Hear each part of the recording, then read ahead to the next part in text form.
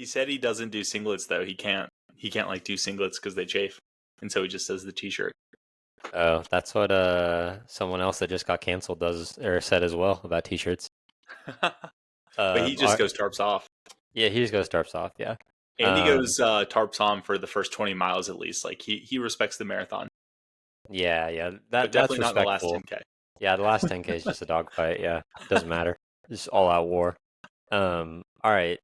This is episode 86, ladies and gentlemen, Life and Stride podcast. Welcome back. Our own Danny Perkins just absolutely full sent poopy pants the Indianapolis Marathon 1 month after the Chicago Marathon. He didn't like his result at Chicago, so he said, "Screw it. I'm running Indy. I'm sending Indy. I still have great fitness. My legs are feeling good."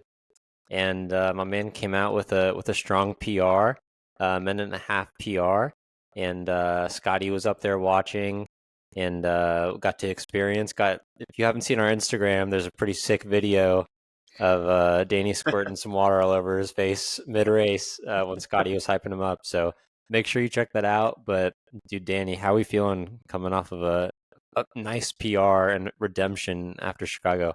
Dude, Scotty has that effect on people. I don't know what it is about Scotty screams, but whenever he screams at me during a race, I just get so hyped. So I knew I had to do something like kind of spontaneous right there. My nozzle just happened to be open on my water bottle, and I just sprayed it everywhere. It was great. Was there electrolytes or anything in that, or was it Yeah, straight water? yeah. I had like switchback electrolytes all over me. It's funny too. Like you know how the Azoya chia seeds just kind of get all over you. Oh yeah, they stick on the clothes I'll like get them out of my dryer and I'm just like wow, like these like the chia seeds just like stuck on my clothes even through the wash. Crazy. Yeah, exactly. And it happens on long runs too when you need to like wipe your hand and like you just wipe it on your half tights or something.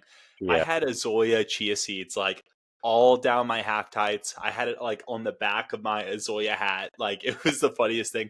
And Floberg pointed it out in the finish corral. He was like, "Dude, you are like wearing a Zoya right now."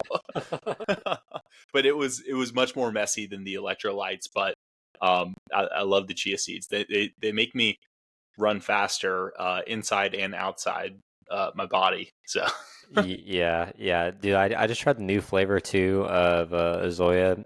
Joe just sent us some. It's absolute fire. It's not like a huge difference from the original one, but you can taste the little extra twist of cherry that he added. So yeah, I'm a fan for sure. yeah, those look so good. He didn't send me any in the latest batch, but I think I'm gonna get some soon. I'm excited to try them. Yeah, you But I'm need gonna be to. in town actually like Thursday night. I'm going to a Friday wedding, so I want to get a run in if possible. Maybe like Yeah, Friday morning, Saturday morning.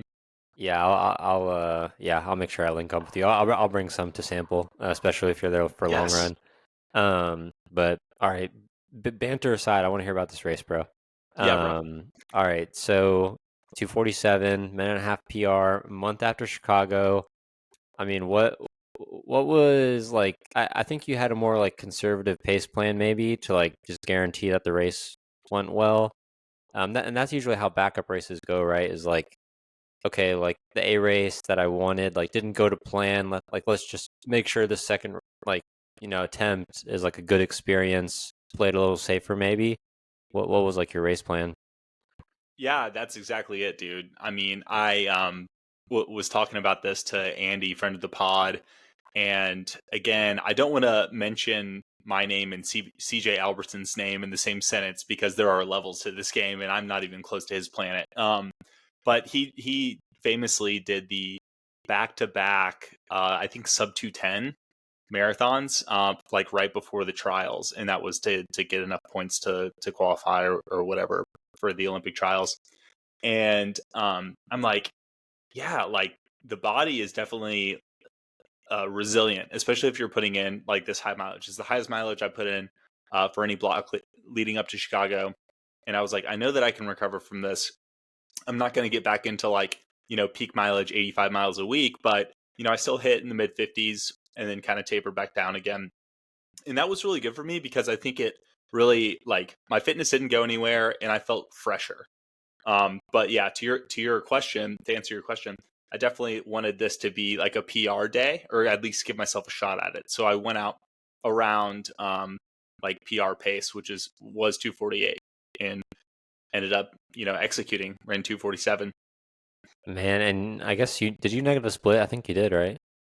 No, it was like barely a positive split, Oh, which just barely. Okay. yeah, it was like a 45-second or something positive split. Did you have any like really? Cause I know like after like I don't know like 14 in Chicago, you were like feeling pretty cooked. Like late in the race, did you have any miles where you're like not sure this is gonna happen, like bonking, or were you like pretty sure the whole way that it was about to go down? Yeah, dude. Well, I didn't really start really hurting until probably 19 or 20, and I was able to hang on until I think I hit 22. And then the last 4 miles, like, dude, like the last 8 or 10 miles was such a bad headwind that it was really, I was trying to run in kind of the middle and the back of our pack. And that was a big advantage of this race, too.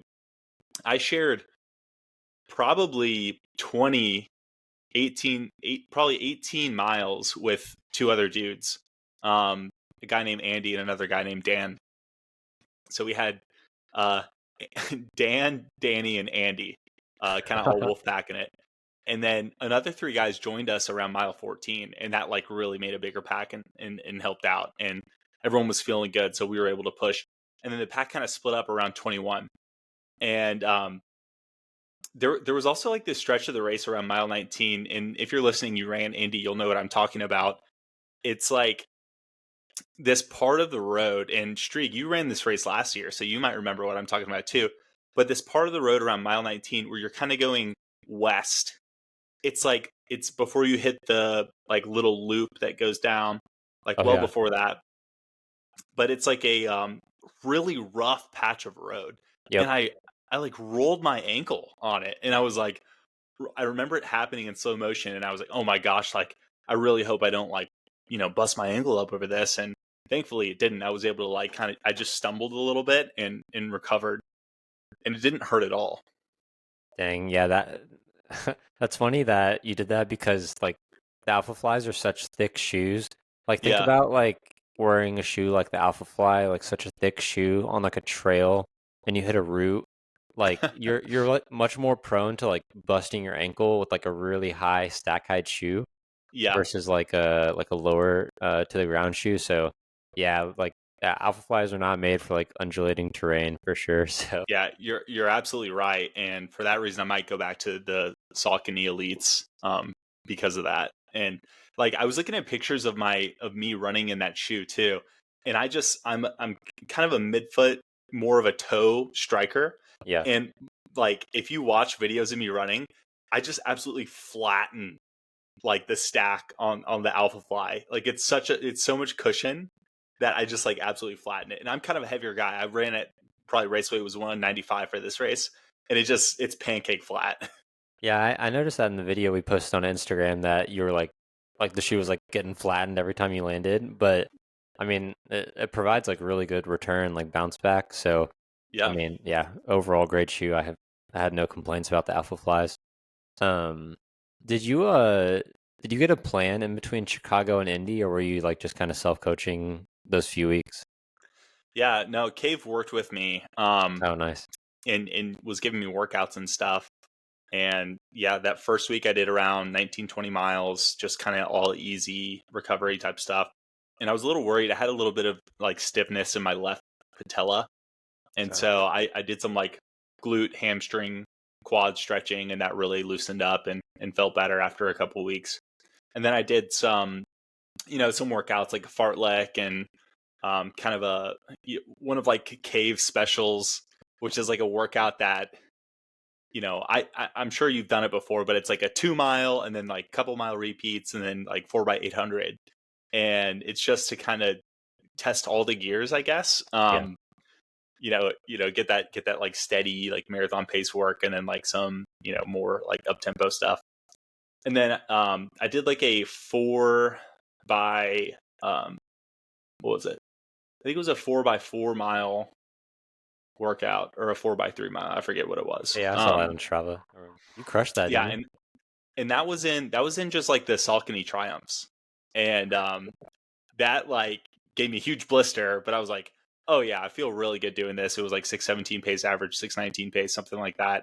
And I was like, yeah, like I'm fit to definitely run a PR day in Indy. And then yeah, after that it was just like taper, the regular taper workouts. And yeah. What's like your?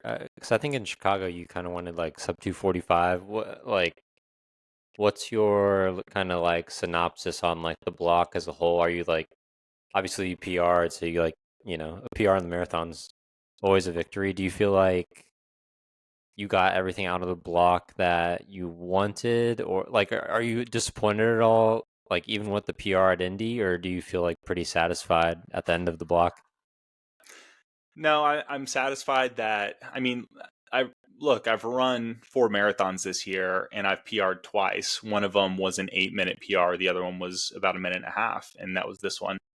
And yeah, I would have liked to have gotten low 240s in Chicago, but it was a tough day. You ran that race. It was not everyone had their day there. The humidity was 95%. It was 55 degrees. And Indy, it was, perfect weather. Despite a little bit of a headwind at the end, it was 43 degrees at the start and lower humidity. And I was talking to Cave about this. It was interesting. He does this like weather calculator thing. I need to get the name of the app, but it's like he was telling me that if I was able to run like 620 average, if that was my true fitness in Chicago, Indy should be about 7 seconds faster per mile just because of the weather. And I was like, okay, that's interesting. So that and we had that conversation the week of the race, like 2 days before the race.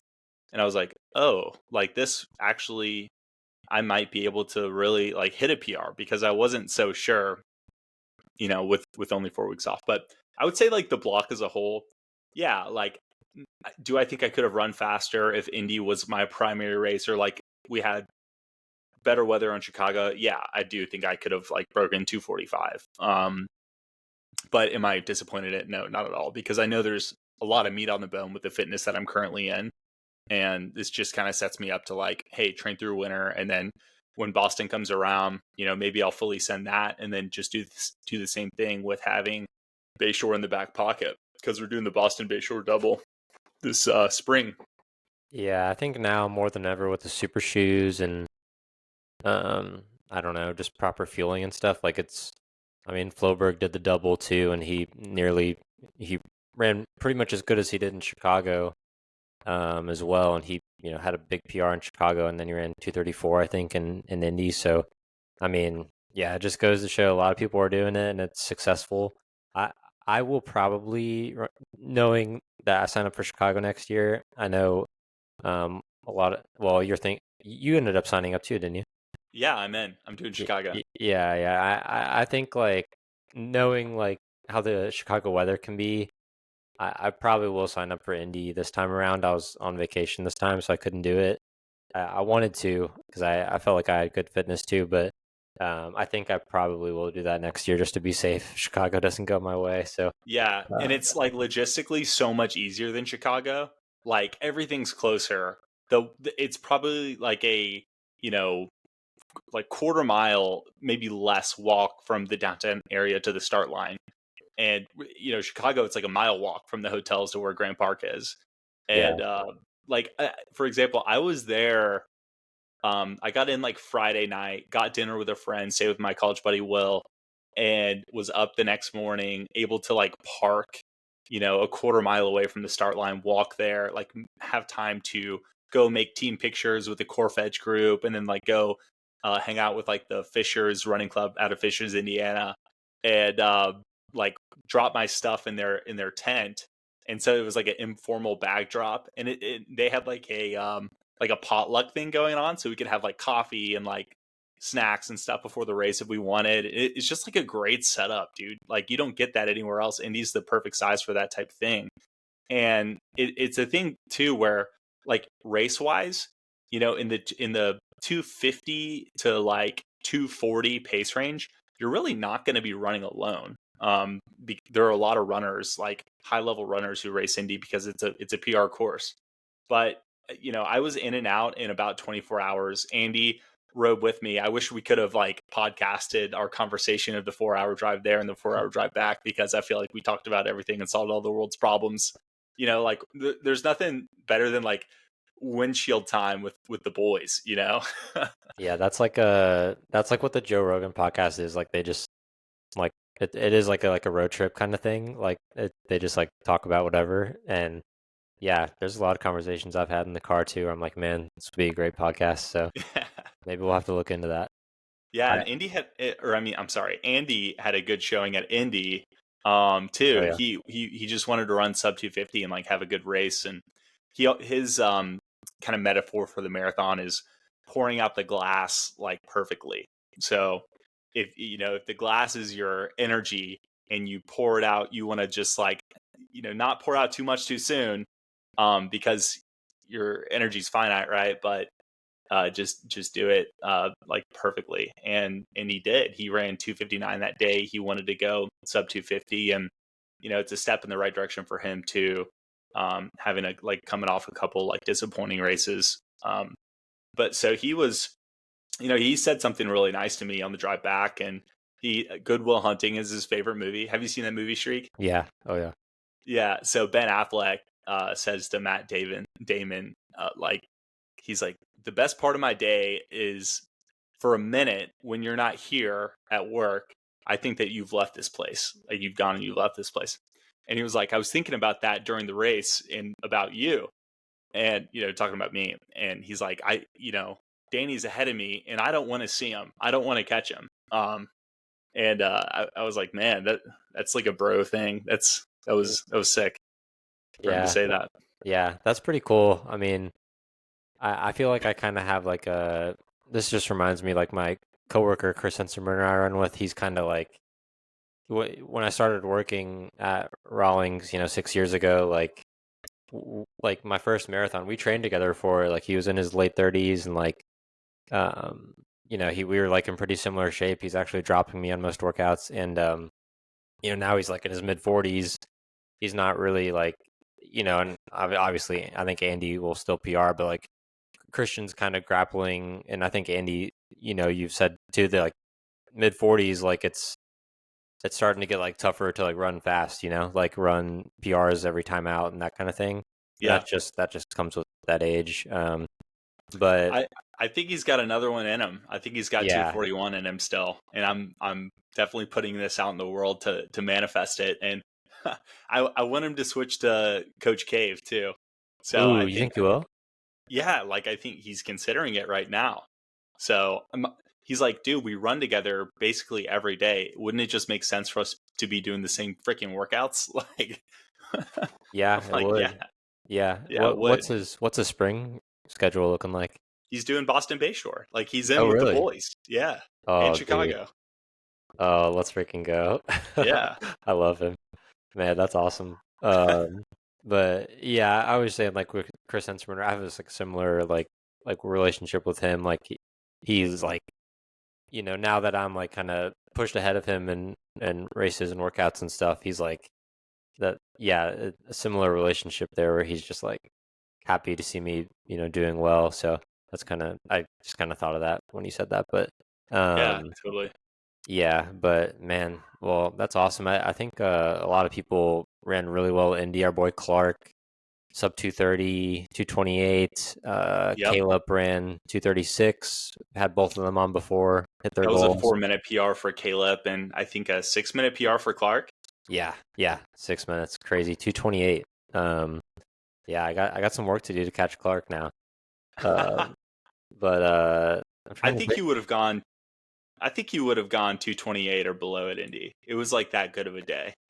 Yeah, I I don't wanna speculate or anything, but yeah, I wish I was there for sure. Like I was definitely feeling some FOMO not being there. I love Indy. It was my first marathon, and also my PRs there. So yeah, I Yeah. So you ran at 230 and some change there. Was it yeah 230 mid, 230 low? yeah 230 mid, yeah, last year, and yeah And so I think there's something to be said for like getting to know a course too. I know you had run it before last year, but just doing it back to back, you kind of know where to surge. On the back half, there's some rollers, like mile 16-ish.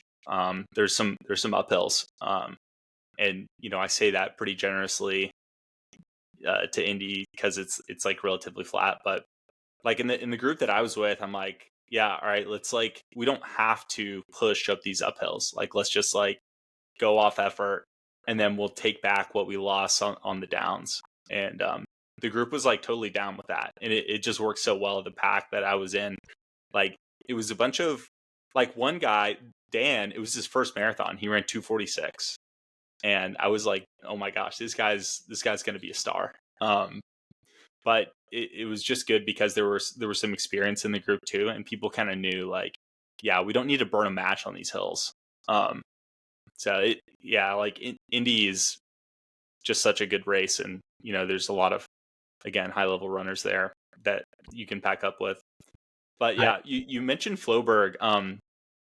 Floberg ran 2:34, and he ran 2:33:59 in Chicago. That was impressive.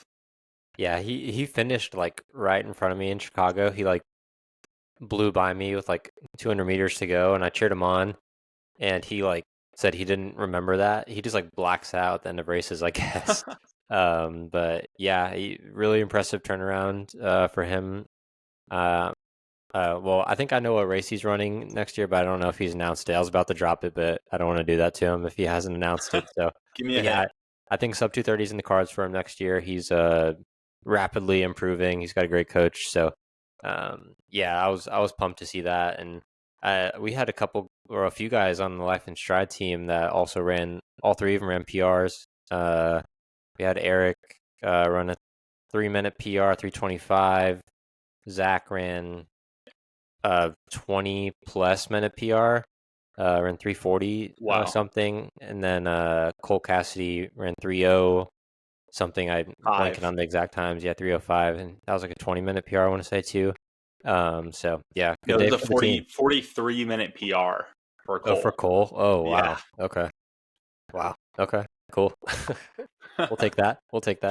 Yeah. Right. So it's kind of nerve-wracking now because everyone that we coach has run a PR every race they've ran so far.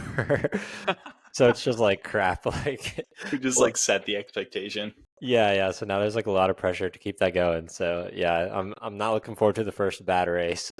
Yeah. But dude, another cool thing about the race was the finish corral, and just like knowing so many more people there now. Oh dude.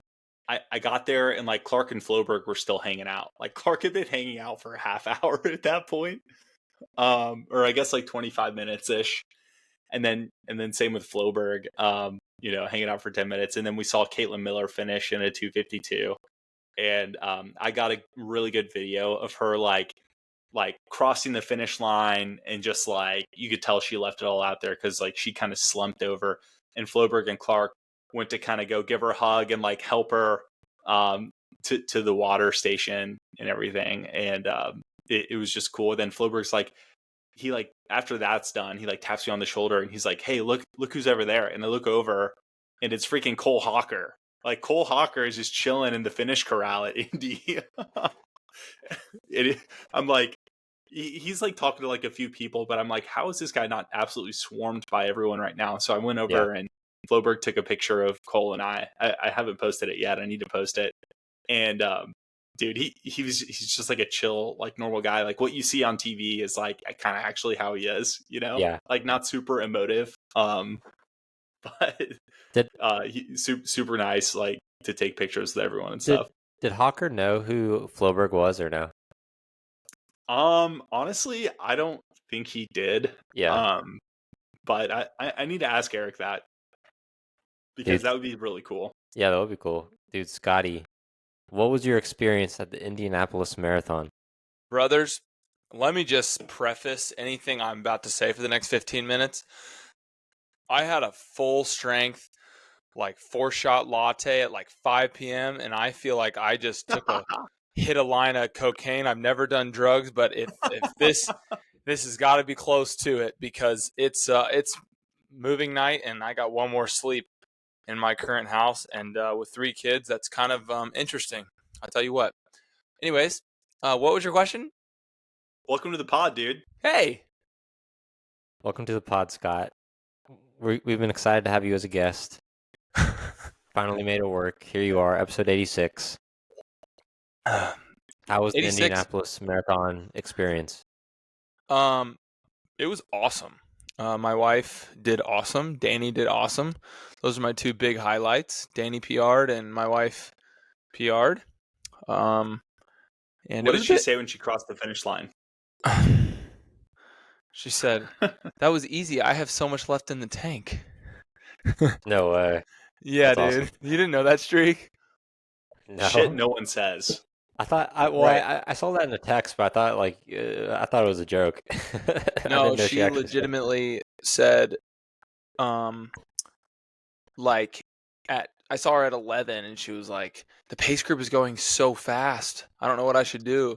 I'm like, "Just stay with them. You're fine." And then I saw her at 16, and she was like, "This is so easy," and she was ahead of the pace group. And I was like, "You better not say that when you finish." And then she finished. I mean, she finished her marathon average was like 7:30, I think. And then her last mile was like a 6. No. Her last mile from like 25.2 to 26.2 was like 5:40 pace. 5:30, 5:40 pace. Are you serious? Yeah. Dang, that's crazy. Yeah, she And literally wait. So sprinted the last bit. I think everyone knew that she was in better shape for her goal, but Mike wanted to keep her at her goal. Tell us why. Well, so I was originally coaching her, which for the husband and This wife. is Scotty's wife, by the way, for anyone who doesn't know. Yes, my wife Alex. For anyone trying to do the husband-wife coaching combo to save money, don't do it. Not worth it. Yeah. Seriously, Yeah, even if you think you can do it, don't do it. Just not good. Not good for the marriage. But she would just like be like, "I'm not gonna run. I don't feel like running." I'm like, "Okay, don't run." And then she was like, "I don't want to run for a while." I was like, "Okay." And so she ended up letting Mike coach her. That's not a her thing. It's more of like a just like husband telling you what to do, like workouts and stuff, and managing kids and life Yeah. and stress and building a house and all that. It was just not sustainable. So, so Mike started coaching her, and she basically, her goal was just to BQ all along. That was her goal, my goal for her, so we can run it together in 2026. And Mike is like a longevity guy. He wants you to run forever, and he wants you to have great races. Where I'm like, I want to like go like hard as you can, and I would have taken Alex like out so hard, and she probably would have bonked, and she probably would have ran a faster marathon, but she would have not had the feeling she did. And this is 8 years since her last, and she's had 3 kids since then. So, I mean, just getting this win and feeling that good after a marathon basically gets her to want to do another one and get her to keep going. And that's kind of the end goal that was Mike's goal, and it worked. Yeah, that's such a good, that's such a wise coaching thing to do. Like, Alex, for sure, I mean, she was probably in sub 3:10 shape. Yeah. Would you say, Scotty? Would you agree with that? On that day, like such a perfect day, I would say 3:10 is super manageable. She could have ran 3:10, but Mike was pulling back the reins on her to make sure that like she didn't just burn herself out one and done. And now that, she has so much left and she knows that she can achieve it, she really wants to. Like, she's got the bug now. Yeah. Yes, she does have the bug. Don't we all, man? What a way to end the racing season. We got a few athletes running races. We got Preston Schaefer coming up. Yeah, he's running Young Lee. He's running Jacksonville. When is that? Ooh, Jacksonville. Oh, it's in when is it? I wanted to say December. I should know this, but it might be January. Too many people on the docket now to remember all the Yeah, plans. We talked need to look that about Heine and Zimmer and Cole. Yeah. Make sure we get Yeah, some it was a solid good day. shout outs there. Yeah, I was saying, Scotty, like literally everyone that we coached so far, every race that they've done has been a PR. So there's like a lot of pressure now. like we're just like worried like when the first bad race happens, like everything's gone really well so far. So it's just like we want to keep the ball rolling, but There will be no bad inevitably, races. Let me just say, Yeah. if you're looking for a coach and you want a PR and your current coach isn't getting you that PR, give us a call. Okay. All right. Relax. We're not doing guarantees here. No. You gotta put in the guaranteed work. PR. Dude, yeah, Young Lee, I just looked it up. He's running the Jacksonville Marathon. It's December 14th, so that's like 4 Nice. weeks. Ooh, So he's ready. man, I bet That's that a- weather that's will a be dangerous good. time to run. Jacksonville's north, right? yeah, I'll be good. North Yeah, Florida. northern Yeah, Florida. Yeah. Yeah, it'll be. Atlantic I bet you coast. it'll be Yeah. 40s The or thing 50s. The thing about running a December 14th marathon is if you have a bad race and you're like really mad about it, it could totally ruin your Christmas. So that'd be the worst Christmas present is a bad marathon. So it's a lot of pressure. It is risky. It is Boy. risky. But yeah. So, one of our sponsors, Mason Construction, right? They just finished my house. Just got off the phone with the project manager, Scott Carley. Heck of a guy. Sick. And the house is finished. We move in tomorrow. And it's the most incredible experience we've had. But that was a free ad. What I really want to say is I have the option or opportunity at this property to put in somewhat of like I want to put in a track. Should I? What? Like a 400-meter track? Dude, I don't think I can get away with 400 meters. But I could get away You with do like a 300-meter? I think I can do like 200 or 300 meter, but I don't think 200 meter would be worth it. I thought you were talking about doing like a wood chip trail around the property, like for doubles and stuff like that. I would have to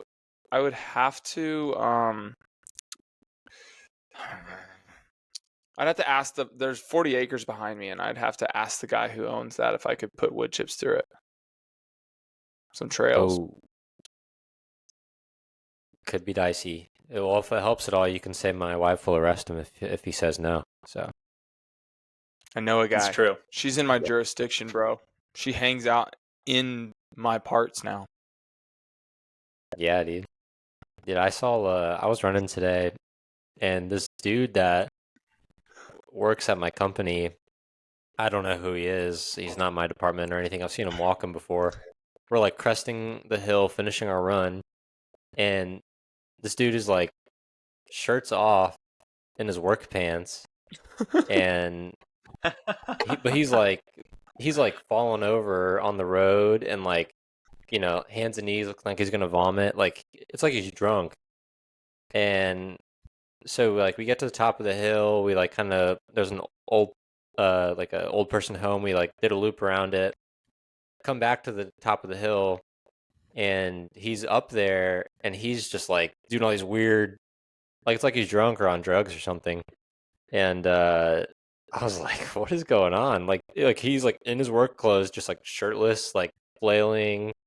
And we asked him like, hey, are you okay? And he was like, yeah, I'm just out of breath.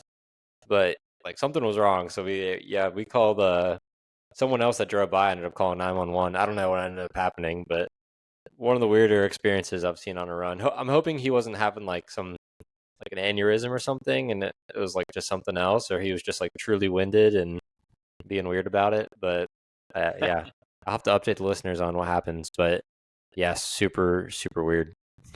What's his name? No Frank? idea. Oh, I don't know. I don't know. I don't know his name. I just know he worked at my Sounds company. like a Frank. I think Yeah, his it could be name's Frank. Frank. Yeah.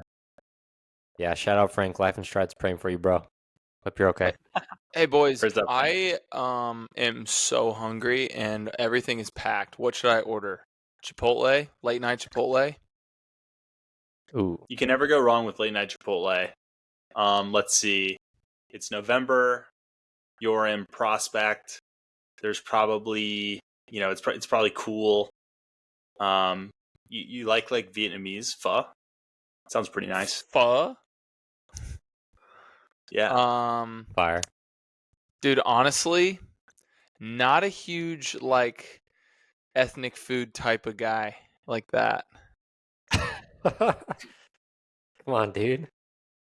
I'm Gotta sorry. expand What your is horizons, Vietnamese? Scott. What I don't know that I've ever had Vietnamese food. It's like ramen. It's like ramen. It's pretty much ramen. Just slightly Streak. different noodles and taste. That would probably offend Vietnamese people. So if you're listening, I'm sorry. Yeah, that would definitely offend my wife, just as a foodie. Yeah, I mean it's not the same, but it's pretty similar. So that's the best way to describe it. It's noodle soup. It's noodle Streak, soup. have you Yeah, talked noodle about There's a lot of Japan? veggies and- I'm late. Oh, no, yeah. should I? Yeah, talk about Japan real quick. Yeah, I'll do a quick little synopsis here. Striegel was gone. Yeah, so the funny past enough, 3 episodes. yeah, I was in Japan one Saturday through Sunday last week, and yeah, it was funny. So my buddy I work with, Chris Hensenbrenner, he sends me a YouTube channel of this British guy.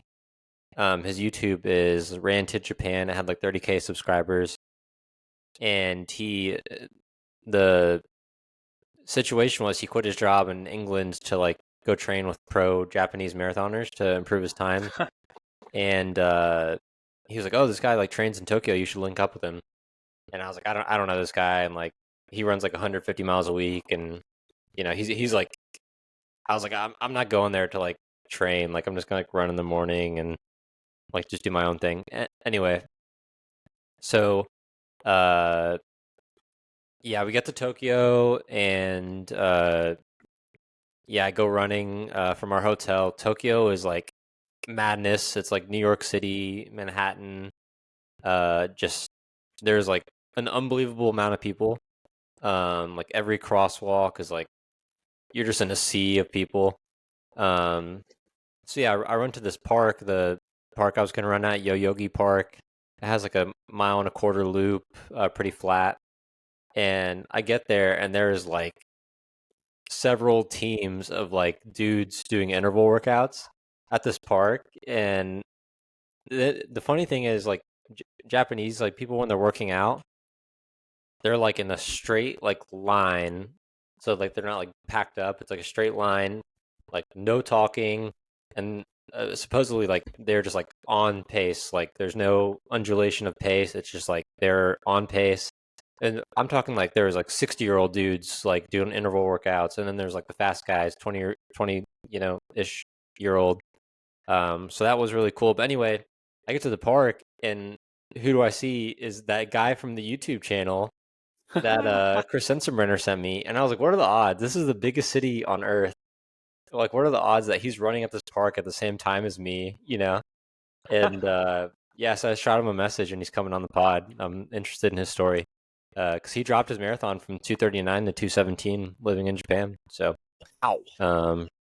yeah, he's super interesting story. So, yeah, he'll be good. But yeah, I saw same day running in that park, I saw Suguro Sako. He's the Japanese record holder in the marathon. He was running 9-minute pace with some overweight American guy in the park. I had no idea why. I just blew past him running 8-minute pace, and so that was funny too. But yeah, food was great in Japan. Ate a ton of ramen. Didn't How eat any spicy sushi. was it on a scale of 1 to 10? The spiciest ramen I had was probably an 8.5. Ooh. Stomach didn't feel good afterwards, for sure. But yeah, they properly make spicy food. So, but yeah, most people spoke English, which was nice. The subway stations all had English under the Japanese, so it was pretty easy to figure out how to get around, which was good. Very respectful people, very clean. And one thing is the fashion there was crazy, so I felt I don't know, like a dad wearing jeans and just normal clothes. I don't know, everyone my age had dyed blonde hair, and like everyone was going for like the K-pop or anime look. So yeah, Nice. I was way out of style. But I feel like you'd be more of an anime guy. Like if you were a Japan guy full time. yeah, like I'd dye my hair for sure. Yeah, no doubt about it. You like anime streak?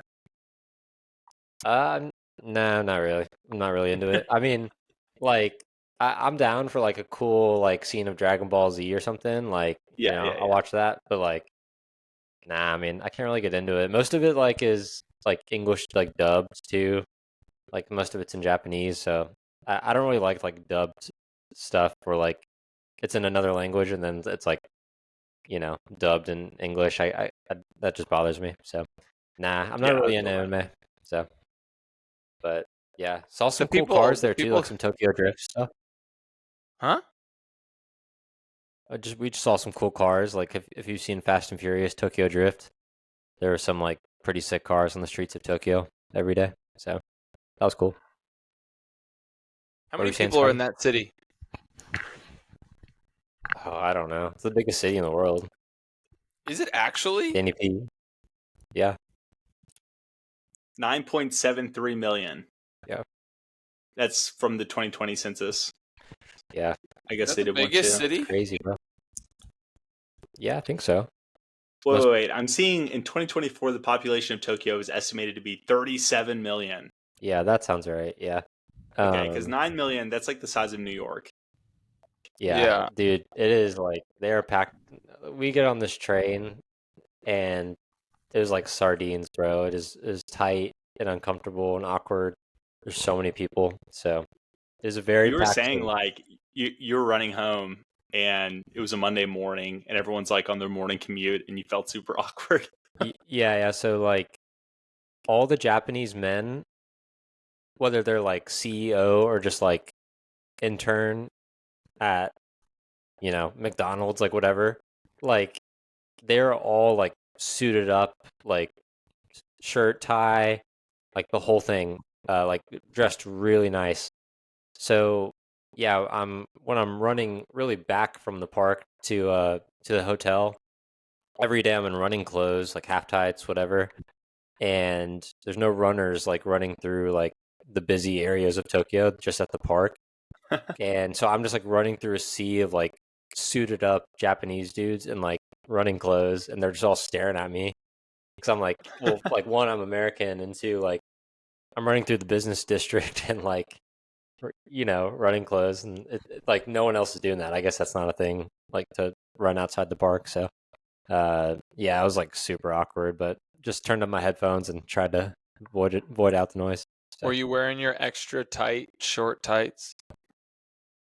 well, no, I mean I was wearing like my Say Sky tights, but like if the light is right, you can you know you can see And some stuff. scare some locals. Yeah, you can scare some locals. So I was trying to like, just hold my phone in front, whatever, just to avoid a situation. But most of the guys at the park were in half tights, so half tights are accepted in Japan, confirmed.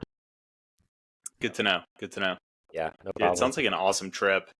Yeah, Strigo, yeah, it how was many pretty sick. countries have you been to? I feel like you're a well-traveled man. Uh, Not really, just Mexico, Italy, Spain, and Japan. Danny, have you And been to America. more? You been to Canada? Never been to Canada. No. Me neither. Me neither. We need to go see West Wing up there. Dude, Ooh, I've probably been to 10, probably 10 countries. wow. I've been to Uh, two, including oh, nice. United States. One thing that is cool. Ashley's been all those countries with me, but she's been to two countries that most people probably would never visit. She's been to India and Israel. So, Ooh. yeah, for she went there for a week both times. So, yeah, India. pretty cool. Yeah, Bellarmine takes a group there. So, cool. Dude, India's got some big cities. Yeah, they do. It's on the But list. I'm looking at the list. Delhi and Mumbai are on the top 10 with I wanted to ask. Oh, go ahead. 0% important. Oh, well, I don't know what. Just quickly going back to Indy. Didn't Wyatt Moss run Indy? Oh yeah, dude, Wyatt. Forgot about that whole Did he go for a set. PR? So No, I don't think he PR'd the marathon, but he was going for like the double PR where he ran Indy Saturday and then what did he go up to Minneapolis or no, Madison Madison, Sunday? Wisconsin. Madison. Okay. Taggart He ran did- that actually. Yeah. We need to get him back on the pod. Yeah, we do. Well, I don't know if you guys saw. Did you all see Taggart's Strava post about Madison? He was like pretty mad about it. Yeah, he was Yeah, the like lead biker. Freaking didn't know where to go. Yeah, that he like ran like head on into a bunch of people running the 10K. Gosh, Oh my gosh. what a nightmare. Yeah. Wyatt Moss actually did last second. So I got to experience Wyatt Moss in person for like 12 hours. I picked him up from the airport, and then brought him back to our Airbnb, and he slept on our Airbnb. Our Airbnb's couch was like literally for like a 5'5", 100-pound woman, and she would have slept horrible. And Wyatt Moss is like 6'5", and I don't, like just didn't fit on this horrible generous. couch. But he was Yeah, like, it's generous. yeah, he's like 6'2", maybe 6'3", but he the dude is like so easygoing. He was like, I'll just sleep on the floor. It's no, like if it's a bad couch, no worries. I'm not worried about it. I'm just happy to have a place to stay. But he like scarfed down some food right when he got to our Airbnb, and then we woke up in the morning. We stayed up late talking, and he was just making me laugh all night. And then he was like, "Is it gonna be cold?" I was like, "I mean, it's not gonna be warm." I was like, "You got a jacket that you can throw away?" He was like, "No, this is the only jacket I have." And I was like, "You want to wear my Life in Stride hoodie? Just toss it to me when you see me." He's like, "Perfect." So he wore my Life in Stride hoodie and then tosses me at 2. And he yells at me, "I'm going for a PR today." And he was going for sub 320. And he almost had it. So him and Alex, my wife, they ran together for like from like 18 to 22. They ran together for like 4 miles at the end. He was ahead of her like a minute the whole race. I would like see him and then see her. And then at the end, they ran together, and then all of a sudden he just fell off. He like hit a gnarly wall. I don't even think he really takes gels. I think it's just ketone. No, I don't think he does. Unless he's ketone IQ. he might rip gels like on the course, like get Goose or Martins on races and stuff. Yeah, ketone is not a substitute for gels. Make that clear. No. Ketone's like an product, energy source, but not like a fuel source. Yeah. But he ended up running like a 326, and yeah, it was very close to a PR. I think his PR is like 320. He hasn't broken 320 in all the marathons, but Yeah. It was also like 10:30 p.m. and he was like, "Oh no, I haven't ran my daily mile yet." So Did he go? Yeah, dude, we both did. We like ran in Indy together for a mile out and back, right by the Airbnb at 10:30 p.m. Before the race, 10:30 p.m. the night before the race. Oh yeah, yeah. And he That's went so to bed. He's just always flying by the seat of his pants, like 100%. make it up as he goes. I love that guy. Yeah, and Well- we were just talking, and he goes, "Yeah, Jesse Itzler's manager invited me over." Dude, I don't think you're supposed to be saying this. He told me, like, I mentioned it to him in the lobby. Well, I guess by the time that this comes out, he will have already met with him. That's why possibly. I said it, because he's meeting Yeah. with him tomorrow. He's going to his house. Okay.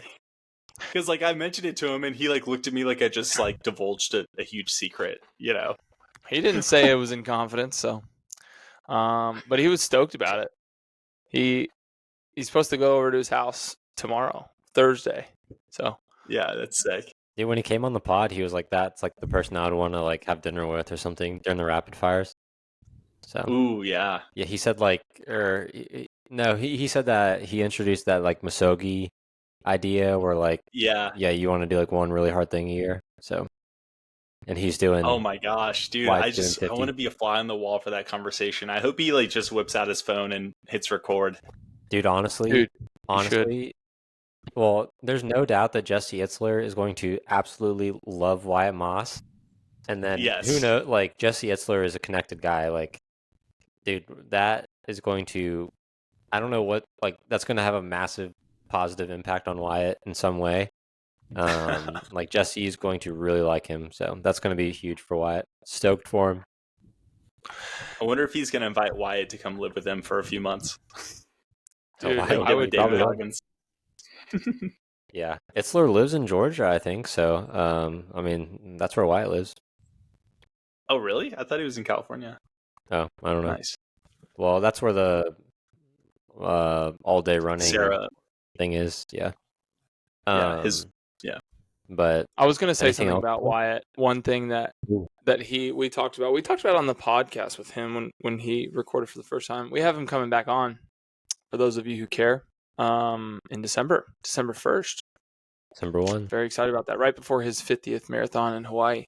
But he mentioned this to me. We talked about it that night, and this like rings so true to me. This like the past few months with moving and everything, as well as just the past year. It's been a really crazy year and fast. Like I feel like we got to 86 episodes like so fast, and people ask him like why he does this 50 states marathon and why he did like the Chipotle challenge like in 50 days and stuff, and like why does he do all these like crazy things at a young age. And his answer to it is like life goes by so fast. It's like, and if you don't do like either like really hard things or really like big moments in your life, then you have no way to like screen grab. It's like screenshotting moments of your life or years of your life, because now he can be like in 2024, that was the year of the 50 States Marathon Challenge, which like for us, like, I mean, for real, like I don't remember much that I did like in 2023, but I remember the marathons I did. Like I don't really remember, like I forget employees that like came and went, and like I forget like like jobs we did at work and stuff like that, but I don't forget the marathons. I mean, I remember like when my kids were born, like I remember those days, and I remember like my wedding, like everybody remembers their wedding really well, like that day. And I remember marathon days. Like I can like go through start to finish on all my marathon days. Don't you agree? Oh yeah. Yeah, for sure. So last year I started writing like a year-end email to like family and friends, and I would just kind of recap my year. And I got the idea actually from another friend who does it, and dude, I think we should all do that. Like 2023, it was like ran a couple marathons and got married, and yeah, but I'm definitely gonna like go back and reread that, but it's definitely I think a good exercise in reflection and just kind of like sharing life with other people too. And I got a lot of good feedback on it. Like people loved getting the email, so I'm definitely gonna have to run that back this year. I loved that email. That was a lot of fun. I don't know, I never got mine out or going after I read yours, but I definitely want to do that because, dude, just through this podcast alone, so much has happened. Like the people we've met, the things we've been able to do, and like conversations we've had and stuff. It's pretty crazy in 1 year's time. We should do like some sort of iteration of that to the newsletter subscribers. Like just send like a summary of the year, like some of our favorite episodes, like Chicago Marathon, talk about that, like stuff like that. Yeah, that'd be pretty cool. Yeah, that's a good idea. Yeah. Anything else, boys, before we wrap her up? Indy was a success, man. Scotty, was great seeing you out there, and D Roney was out there too, and all the Corf Edge supporters, Mike and everyone. So it's always great, like when you have friends to look forward to at certain mile markers, about where they're going to be, and you get that little boost. Yeah, the video you posted today, Danny, was so good, dude. Oh. I didn't even realize. I don't even remember. I remember you squirting the bottle over your face, but I didn't even like realize that I was like yelling that loud or yelling what I was yelling. But every person that came by that I knew, I did the exact same thing. So good. Yeah, it was they a good got some time. good comments on Instagram. People I liked it. absolutely love cheering. If you've never spectated a marathon and cheered on your homies, do it. Either spectate a marathon and that you know a couple people or even one, or pace somebody in an off season. Those are like super fun ways to reset. Yep, For agree. sure. But all right, That's what it's all about. episode 86, boys. I'm gonna drop some names for our next few episodes to get some excitement going. We Dig got it. Tony. Well, we just dropped Mark Cho episode, CEO of Swiftwick. That was a good one. Our longest episode. So hopefully you guys enjoy that. Tony Reyes from BPN is next. That'll be an awesome one. He is the it was a talent coordinator or something like that. Like he manages all the Athletes all their and athletes. relationships. Yeah.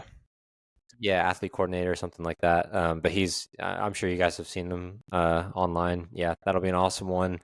The guy that I met or was talking about in Japan, he's coming on. Jake Barraclough, ran to Japan guy. That'll be a super interesting episode. Then we got Jess Lynn, High Rocks Pro, and Wyatt Moss, 12-1. So lots to look forward to. Stacked lineup. Stacked lineup. And more. Yeah. We have some fun leads that I will not mention, but Well, we got some crazy leads. Some people that have let's just put it this way. I love you, Jeff Cunningham. We'll end with that. Oh. Shout out JC. All right, boys. Cats play Duke tonight. Let's go Big Blue. Go Yeah, Cat. Cards had their first loss. I thought they were going to go undefeated this year, but it is what it is. Tennessee's good, man. Anything can be better than last year. All right, episode 86. Love y'all. Mean it. Love you, mean it. Peace.